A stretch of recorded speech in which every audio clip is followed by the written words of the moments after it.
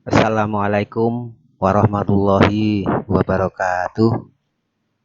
Selamat pagi anak-anak. Selamat bertemu kembali dengan Mbah Momon dalam rangka untuk melanjutkan kegiatan pembelajaran jarak jauh, di mana pada kali ini kita akan membahas tentang skolastik kuantitatif keempat yang merupakan kemarin soal uji coba untuk sampai kerjakan di rumahnya masing-masing, dan hasilnya sudah di upload di e-learning, dan alhamdulillah semuanya mendapatkan hasil yang dikatakan cukup. Nah, perlu kami ketahui bahwa di Madrasah Aliyah Negeri Ngawi, khususnya kelas 12, memang skolastik ini adalah materi yang baru untuk kesiapan kita menghadapi UTBK tahun 2001 nanti. Nah, untuk itu pada kali ini kita akan membahas soal ulangan kemarin, ya, sehingga nanti bisa dijadikan dasar untuk kita memperbaiki nanti nilai skolastik yang tahap yang kelima, ya, di mana petunjuknya pada keempat ini adalah satu, ya, petunjuknya putuskan apakah pernyataan 1 dan pernyataan 2 berikut cukup untuk menjawab pertanyaan yang diberikan. Yang A, pernyataan 1 saja, ya. Yang A, option A, artinya nanti kalau sampai nanti memilih A, nanti pernyataan 1 saja cukup untuk menjawab pertanyaan. Tetapi pernyataan kedua saja tidak cukup.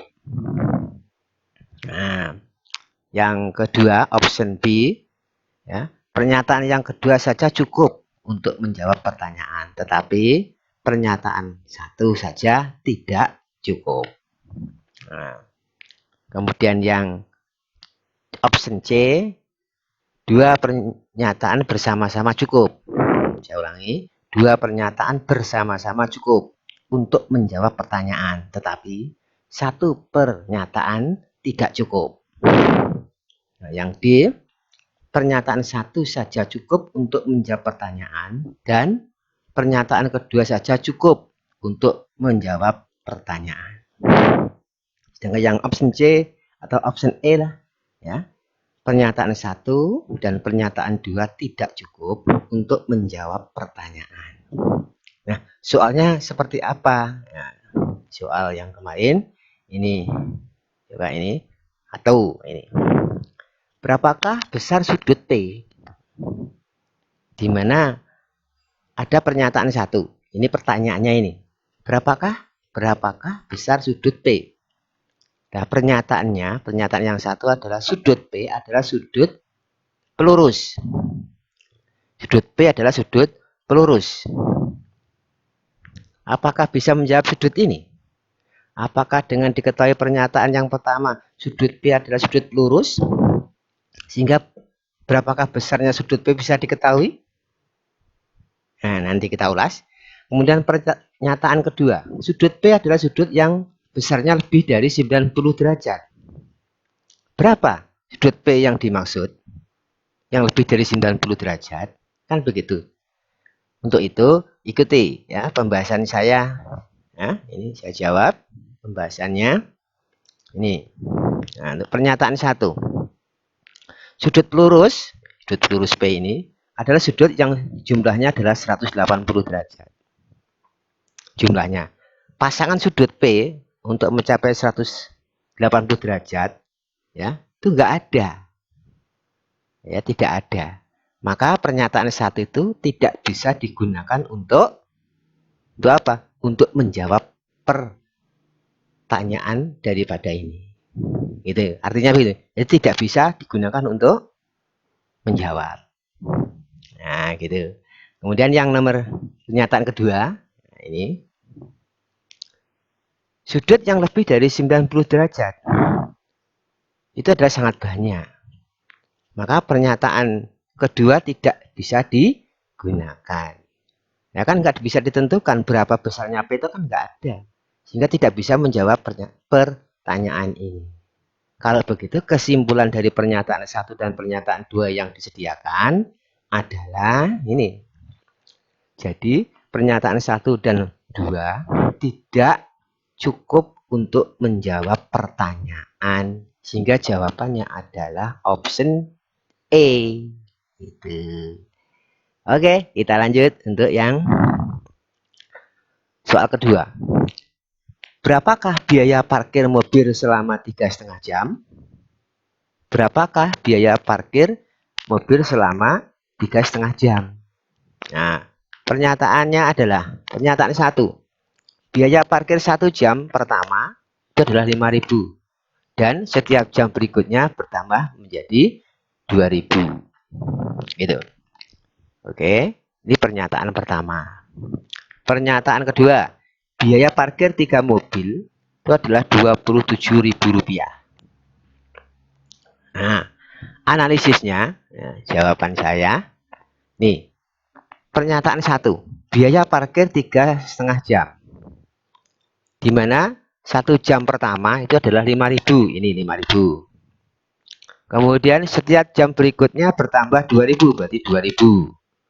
Jadi yang pertama saja 5.000, nanti yang kedua setelah melewati jam pertama baru nanti 2.000 dihitung 2.000, jam ketiga 2.000, jam keempat itu setelah melewati jam ketiga juga dihitung 2.000. Sehingga kalau di total ini ketemu adalah Rp berapa ya? 11.000. Ya. Rp11.000.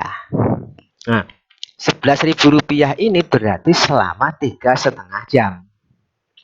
Kalau begitu, ya, pernyataan 1 ini, ya, pernyataan 1 ini dapat menjawab pertanyaan. Berarti selama 3,5 jam dia harus membayar berapa? 11.000. Jadi pernyataan 1 dapat digunakan, gitu ya, intinya begitu. Terus kemudian yang pernyataan 2 kita analisis. 3 mobil belum tentu parkir pada waktu yang sama. Coba kita analisis. Biaya parkir 3 mobil adalah 27.000. Padahal yang diminta adalah 3,5 jam. Nah, apakah nanti satu mobil itu 9.000? Belum tentu. Belum tentu. Ya. Mengapa? Di sini tidak ada waktunya kan? Di sini tidak ada rentetannya kan? Hanya nih kalau 3 mobil adalah 27.000. Dan 3,5 jamnya berapa? Tidak tahu. Sehingga kesimpulannya untuk yang pernyataan 2 ini adalah tidak bisa digunakan selama 3,5 jam. Tuh. Kesimpulan dari pernyataan 1 dan pernyataan 2 adalah jadi pernyataan 1 saja cukup untuk menjawab dan pernyataan 2 tidak cukup untuk menjawab pertanyaan. Kalau begitu optionnya tadi apa? Nah, optionnya apa ya? A. Nah, gitu. Alhamdulillah. Kita lanjut. Oke. Nih, nomor 3. Berapakah rata-rata nilai Dani setelah mengikuti 6 kali ulangan harian? Nah, ini pertanyaannya. Nah, kemudian pernyataannya adalah ini. Nilai ulangan Dani 75, 78, 80, 83, 78, 85. Untuk pernyataan pertama. Jadi ada 1, 2, 3, 4, 5, 6. Nah, bisakah dicari rata-ratanya? Monggo dipikirkan. Kemudian yang pernyataan kedua, jumlah ulangan harian 6 kali, Dani adalah 6 kali, Dani adalah 425. Bisakah dicari rata-ratanya? Nah, kita analisis ya. Nah, oke. Rata-rata nilai Dani sama dengan yang ini 479 ini saya jumlah ini ya, 75, 78 sampai nanti 85 ini. Kalau saya jumlah 479 dibagi 6 adalah 79,83. Artinya bahwa pernyataan 1 ya, pernyataan 1 ini cukup dapat menjawab pertanyaan. Nah, jadi bisa digunakan untuk menjawab pertanyaan. Kemudian yang pernyataan kedua, rata-rata nilai Dani sama dengan ini kan jumlahnya berapa? 425. 425 itu seperti apa saya nggak tahu, yang penting jumlahnya 425 sebanyak 6 kali, berarti 425 dibagi 6 ketemu 70,83. Artinya bahwa pernyataan 2 cukup dapat menjawab pertanyaan. Loh, Mak, Di sini 79, 83, 70, 83 nggak masalah. Yang penting kalau ada pertanyaan ini bahwa pertanyaan kayak gini ya, pertanyaan rata-rata nilai Dani ini adalah 6 kali ini.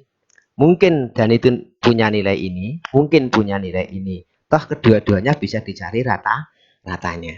Sehingga kesimpulannya dari pernyataan 1 dan pernyataan 2 adalah jadi pernyataan 1 saja cukup dapat menjawab pertanyaan dan pernyataan 2 saja cukup untuk dapat menjawab pertanyaan.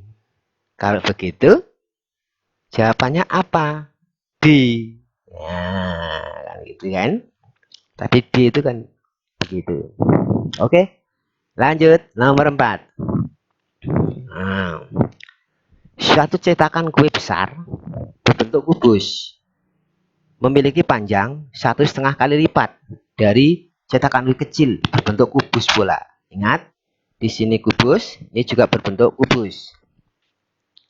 Ini kata kuncinya di sini. Ini kubus, ini juga kubus. Berapa liter adonan kue dapat diletakkan pada cetakan besar? Nah, itu berapa liter adonan kue dapat diletakkan pada cetakan besar. Nah, kemudian pernyataannya. Nih, 1. Luas permukaan cetakan kecil 512 cm persegi. Luas permukaan ya. Luas permukaan kecil. Kubus ini bentuknya ini. Kemudian yang kedua, keliling dari alas cetakan besar. Alasnya, alas. Keliling dari alas cetakan besar. Alasnya akan berbentuk persegi. Ya, persegi. Alasnya besar kan bentuk persegi. Karena dari kubus yang besar tadi. Nah, kita pikirkan coba. Nah, ini yang LP-nya kecil 512. Nah, ini kata kuncinya apa ini ya? Gitu kan. Nah, oke, kita analisis. Nah, ini ya tadi tak singgung, cetakan besar dan kecil sama-sama bentuknya kubus. Dan untuk mencari volume, untuk cari liter ini kan volume. Cari volume perlu sisi atau rusuk. Nah, sehingga pernyataan pertama, pernyataan 1, luas permukaan kubus yang kecil itu adalah 6 S kuadrat.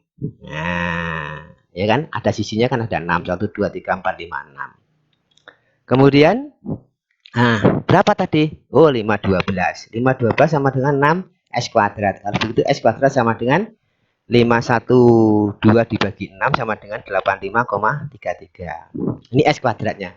Berarti S kan bisa dicari. Iya kan? S kan ada. Nah, kalau ada, berarti pernyataan 1 bisa digunakan. Gitu.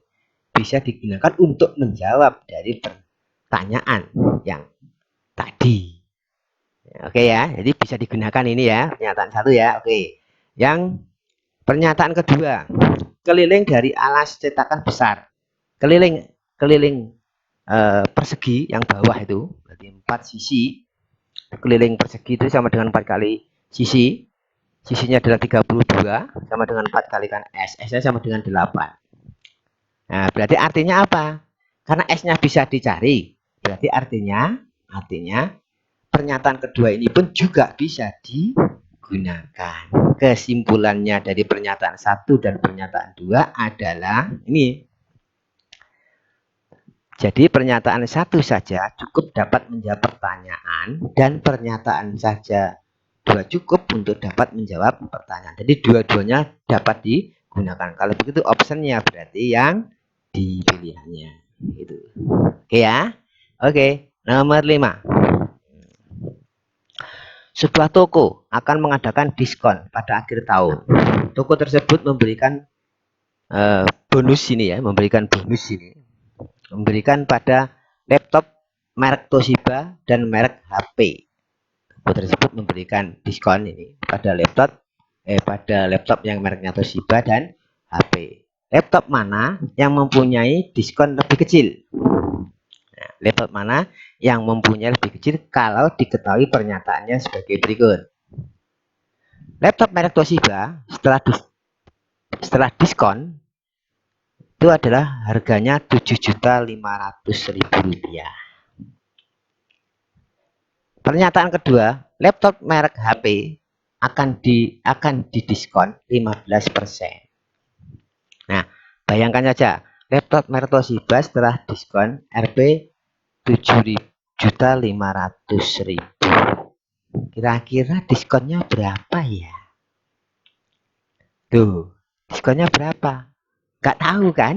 Nah, nggak tahu diskonnya berapa. Karena diskonnya di sini nggak ada kan? Diskonnya berapa persennya itu kan nggak ada. Ini kan berarti harganya kan? Hanya harganya saja. Harga setelah diskon. Jadi harganya sebelum diskon tidak ada karena jika tidak persennya tidak ada. Gitu kan? Maka ulasannya sebagai berikut. Ini.